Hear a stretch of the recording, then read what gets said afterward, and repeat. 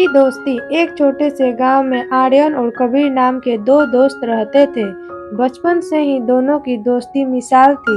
आर्यन शांत और समझदार था, जबकि कबीर हंसमुख और नटखट।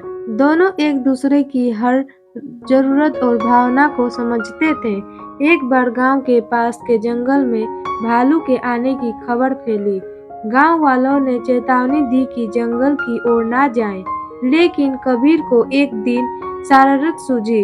उसने आर्यन को जंगल में चलने का आग्रह किया।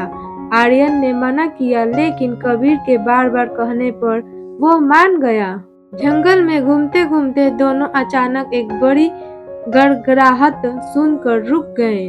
उन्होंने देखा कि एक विशाल भालू उनकी ओर बढ़ रहा है। डर के मारे कबीर भागकर एक पेड़ पर चढ़ गया, लेकिन आर्यन को चढ़ना नहीं आता था।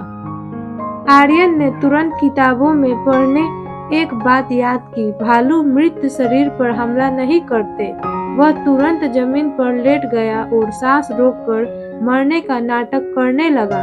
भालू आर्यन के पास आया, उसे सूंघा और फिर उसे मृत समझकर वहां से चला गया। जब भालू दूर चला गया तो कबीर पेड़ से उतर और आर्यन के पास आया। उसने मुस्कुराते हुए पूछा, भालू तुम्हारे कान में क्या कह कर गया? आर्यन ने गंभीरता से जवाब दिया, वह कहा रहा था कि ऐसे दोस्तों से बचो जो मुसीबत में तुम्हें अकेला छोड़ दें। यह सुनकर कबीर को अपनी गलती का एहसास हुआ।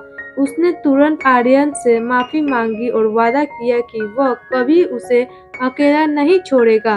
इस घटना के बाद उसकी दोस्ती और गहरी हो गई। उन्होंने एक दूसरे से सीख ली कि सच्चा दोस्ती वही है जो हर परिस्थिति में साथ खड़ा रहे। सीख: सच्ची दोस्ती मुश्किल समय में परखी जाती है। सच्चा दोस्त वही है जो सुख दुख में हमेशा साथ